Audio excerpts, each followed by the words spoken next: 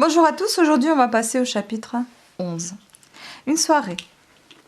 Je pense qu'on lira aujourd'hui 2 chapitres et pas plus, parce qu'il devient vraiment extrêmement long.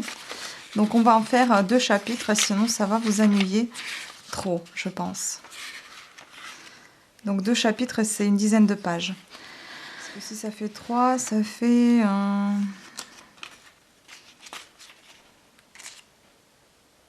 Ouais, 3 ça fait beaucoup. Alors, une soirée. Yet Julia's very coldness still was kind, and tremulously gentle. Her small hand withdrew itself from his, but left behind a little pressure, thrilling and so blunt and slight, so very slight that to the mind 'twas but a doubt. Don Juan. Alors bon, je ne comprends pas pourquoi on lit en anglais.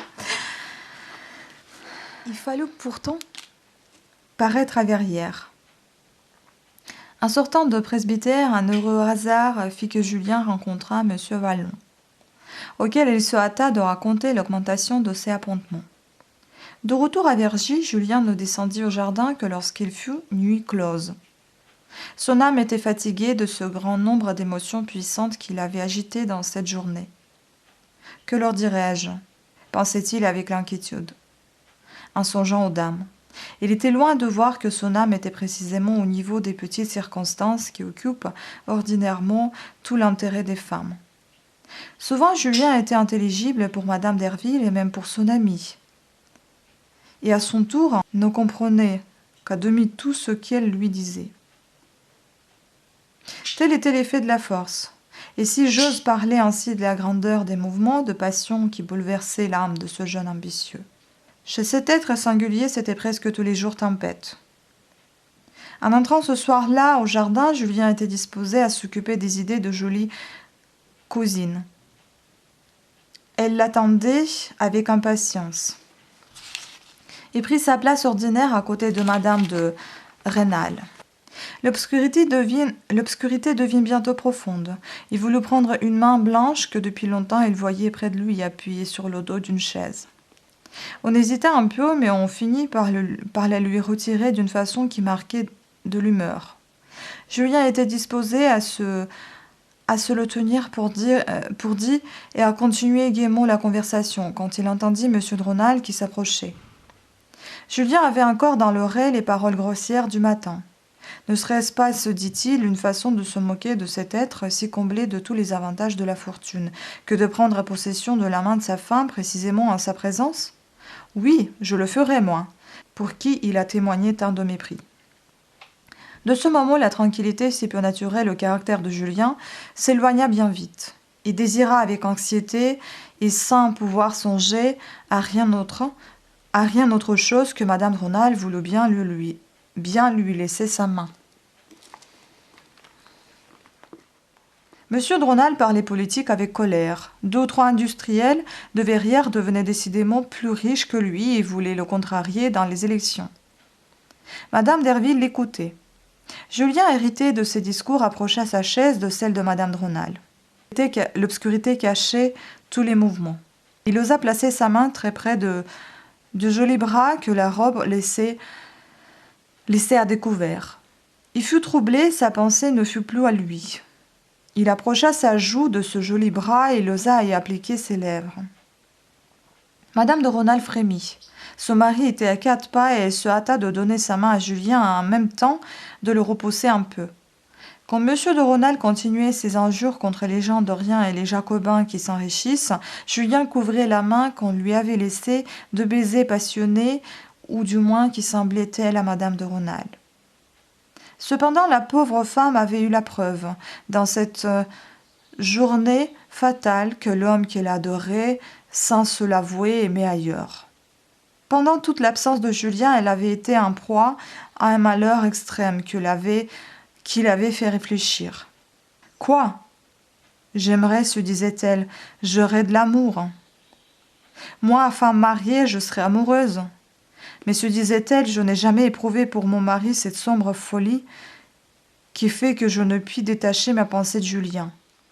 Au fond, ce n'est qu'un enfant plein de respect pour moi. Cette folie sera passagère. Qu'importe à mon mari les sentiments que je puis avoir pour ce jeune homme.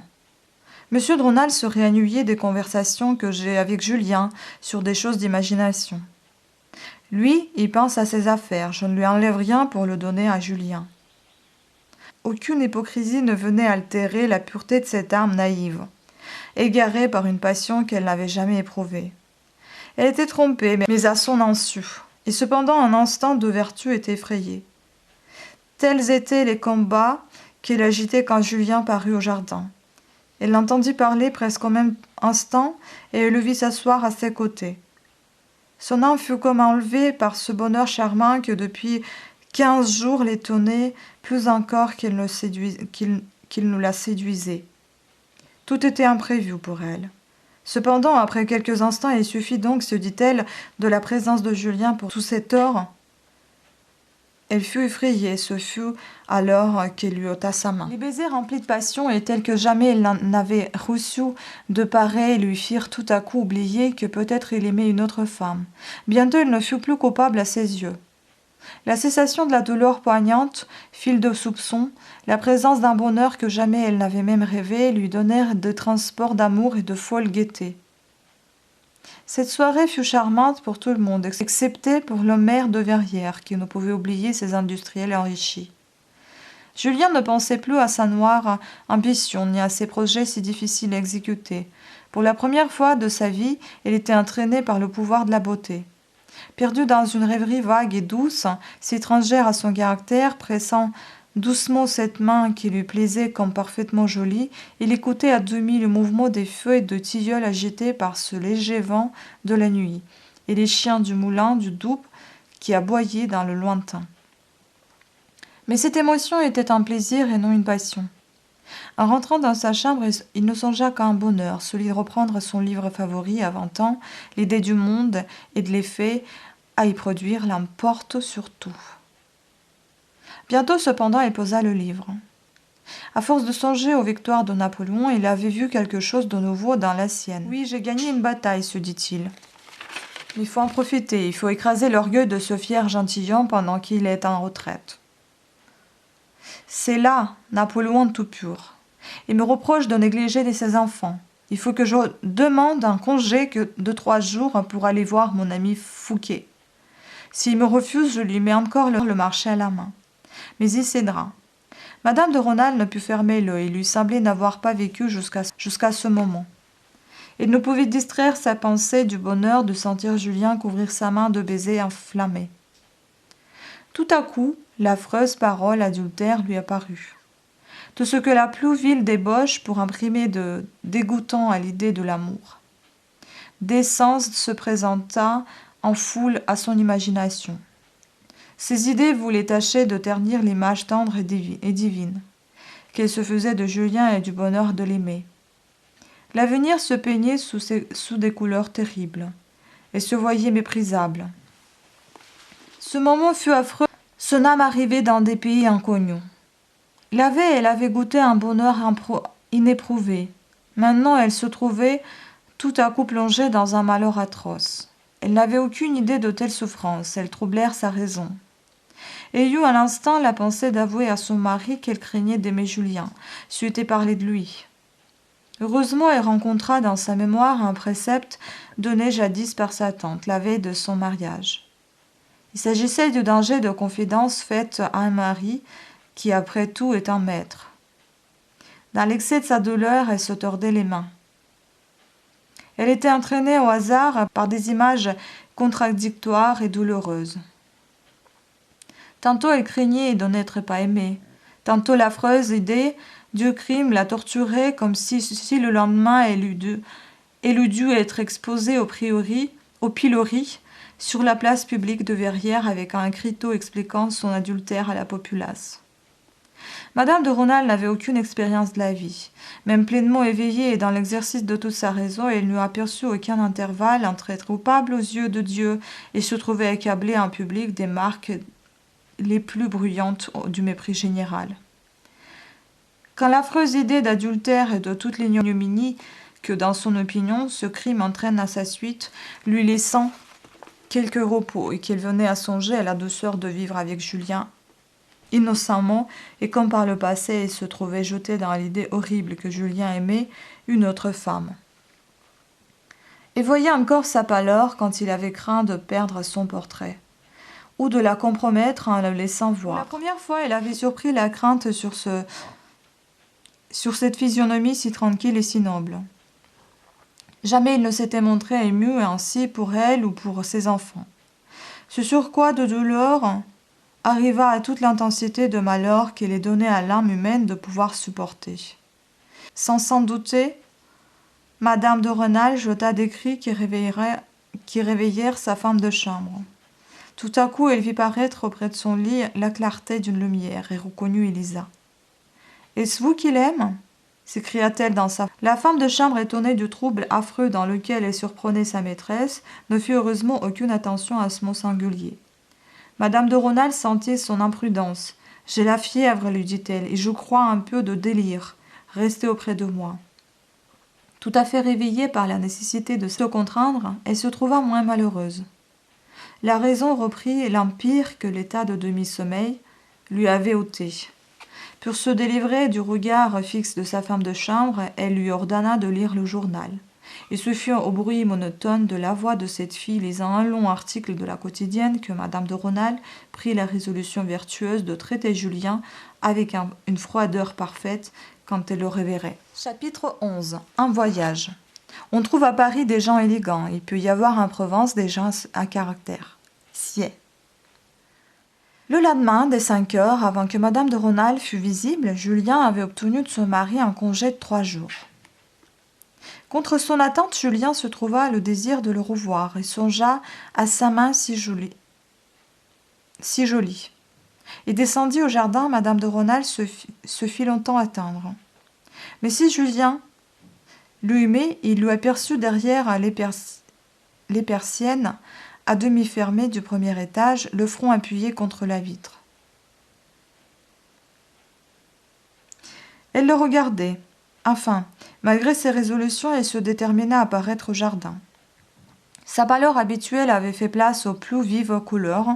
Cette femme si naïve était évidemment agitée. Un sentiment de contrainte et même de colère altérait cette expression de sérénité profonde et comme au-dessous de tous les vulgaires intérêts de la vie qui donnaient tant de charme à cette figure céleste. Julien s'approcha d'elle avec empressement. Il admirait ses bras si beaux qu'un châle jeté à la hâte laissait apercevoir. La fraîcheur de l'air du matin semblait augmenter encore l'éclat d'un teint que l'agitation de la nuit ne rendait que plus sensible à toutes les impressions.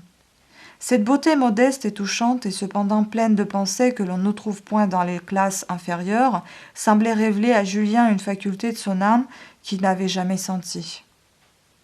Tout entier à l'admiration des charmes qui surprenaient son regard avide, Julien ne songeait nullement à l'accueil amical qu'il s'attendait à recevoir. Il fit d'autant plus étonné de la froideur glaciale qu'on cherchait à lui montrer, et à travers laquelle il crut même distinguer l'intention de le remettre à sa place. Le sourire du plaisir expira sur ses lèvres. Il se souvint du rang qu'il occupait dans la société, surtout aux yeux d'une noble et riche héritière. En un moment, il n'eut plus sur sa physionomie que de la hauteur et de la colère contre lui-même. Il éprouvait un violent dépit d'avoir pu retarder son départ de plus d'une heure pour recevoir un accueil aussi humiliant. Il n'y a qu'un sot, se dit-il, qui soit en colère contre les autres. Une pierre tombe au basket parce qu'elle est pesante. Serais-je toujours un enfant ? Quand donc aurais-je contracté la bonne habitude de donner de mon âme à ces gens-là juste pour leur argent ? Si je veux être estimé et d'eux et de moi-même, il faut leur montrer que c'est ma pauvreté qui est en commerce avec leur richesse, mais que mon cœur est à 1000 lieues de leur insolence et placé dans une sphère trop haute pour être atteint par leurs petites marques de dédain ou de faveur. Pendant que ces sentiments se pressaient en foule dans l'âme du jeune précepteur, sa physionomie mobile prenait l'expression de l'orgueil souffrant et de la férocité. Madame de Rênal en fut toute troublée. La froideur vertueuse qu'elle avait voulu donner à son accueil fit place à l'expression de l'intérêt, et d'un intérêt animé par toute la surprise du changement subit qu'elle venait de voir. Les paroles vaines que l'on adresse le matin sur la santé, sur la beauté du jour, tarirent à la fois chez tous les deux. Julien, dont le jugement n'était troublé par aucune passion, trouva bien vite un moyen de marquer à madame de Rênal combien peu il se croyait avec elle dans les rapports d'amitié. Et ne lui dit rien du petit voyage qu'il allait entreprendre, il la salua et partit. Comme elle le regardait aller, atterrée de la hauteur sombre qu'elle lisait dans ce regard si aimable la veille, son fils aîné, qui accourait du fond du jardin, lui dit en l'embrassant: « Nous avons congé, monsieur Julien s'en va pour un voyage. » À ce mot, madame de Rênal se sentit saisie d'un froid mortel. Elle était malheureuse par sa vertu et plus malheureuse encore par sa faiblesse. Ce nouvel événement vint s'occuper toute son imagination et fut emporté bien au-delà des sages résolutions qu'elle devait à la nuit terrible qu'elle venait de passer. Il n'était plus question de résister à cet amant si aimable, mais de le perdre à jamais. Il fallut assister au déjeuner. Pour comble de douleur, M. de Rênal et Mme Derville ne parlèrent que du départ de Julien. Le maire de Verrières avait remarqué quelque chose d'insolite dans le ton ferme avec lequel il avait demandé un congé.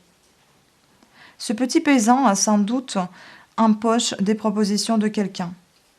Mais ce quelqu'un, fût-ce M. Valnon, doit être un peu découragé par la somme de 600 francs à laquelle maintenant il faut porter le déboursé annuel.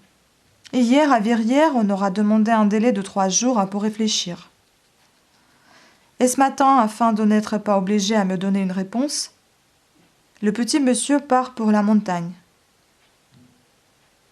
Être obligé de compter avec un misérable ouvrier qui fait l'insolent, voilà pourtant où nous sommes arrivés.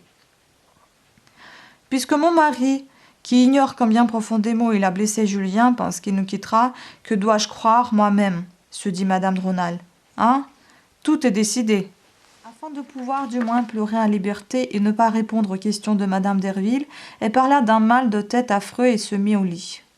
Voilà ce que c'est que les femmes, répéta M. de Rênal. Il y a toujours quelque chose de dérangé à ces machines compliquées. Il s'en alla goguenard. Pendant que madame de Rênal était en proie à ce qu'a de plus cruel la passion terrible dans laquelle le hasard l'avait engagée, Julien poursuivait son chemin gaiement au milieu des plus beaux aspects que puissent présenter les scènes de montagne. Il fallait traverser la grande chaîne du nord de Vergy. Le sentier qui suivait s'élevait peu à peu parmi de grands bois de hêtres, forme de zigzag infini sur la pente de la haute montagne qui dessine au nord la vallée du Doubs. Bientôt les regards du voyageur passant par-dessus les coteaux moins élevés qui contiennent le cours de Doubs vers le midi s'étendirent jusqu'aux plaines fertiles de la Bourgogne et de Beaujolais. Quelques insensibles que l'âme de ce jeune ambitieux fut à ce genre de beauté, il ne pouvait s'empêcher de s'arrêter de temps en autre pour regarder un spectacle si vaste et si imposant. Enfin, il atteignit le sommet de la grande montagne près duquel il fallait passer pour arriver, par cette route de traverse à la vallée solitaire qu'habitait Fouqué, le jeune marchand de bois son ami.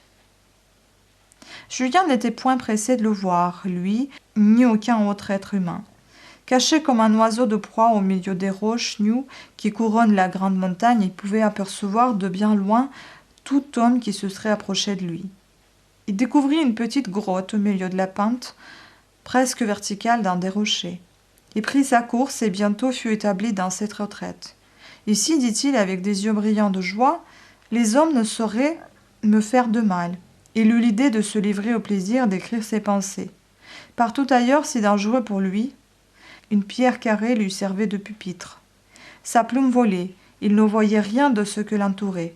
Il remarqua enfin que le soleil se couchait derrière les montagnes éloignées du Beaujolais.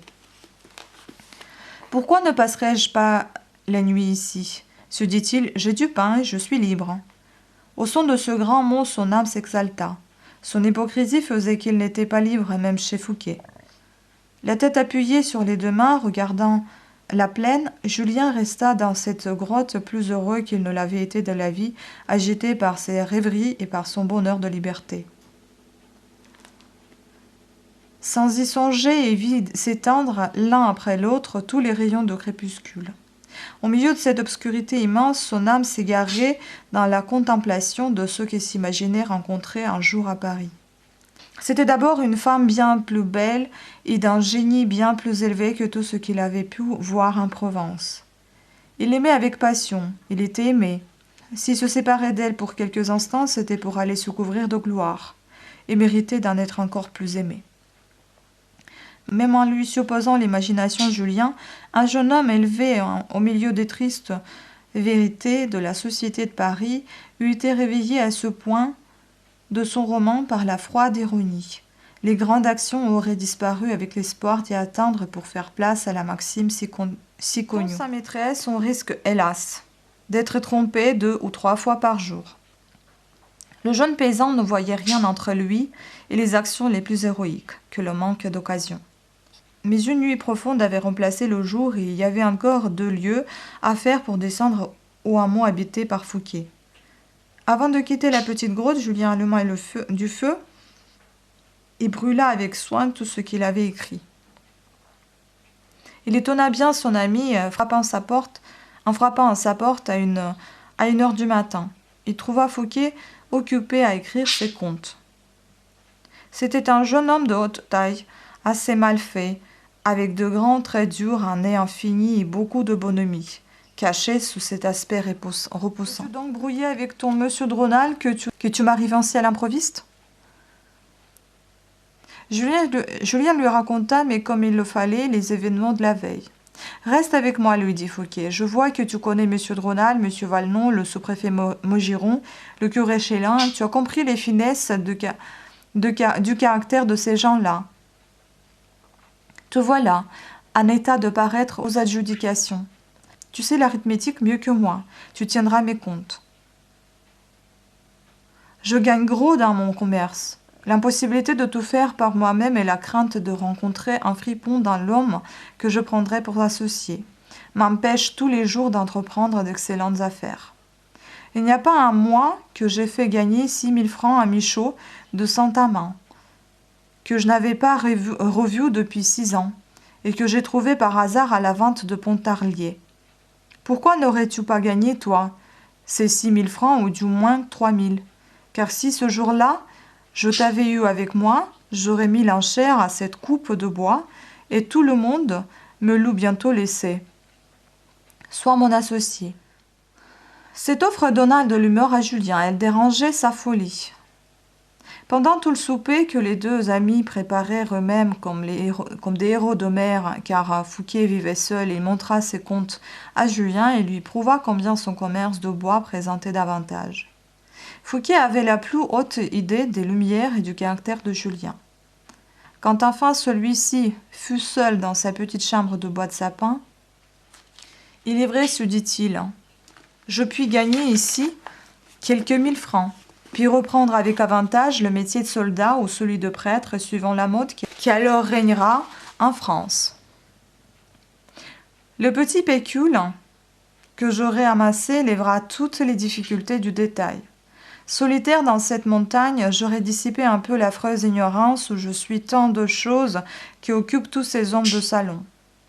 Mais Fouqué renonce à se marier et me répète que la solitude le rend malheureux.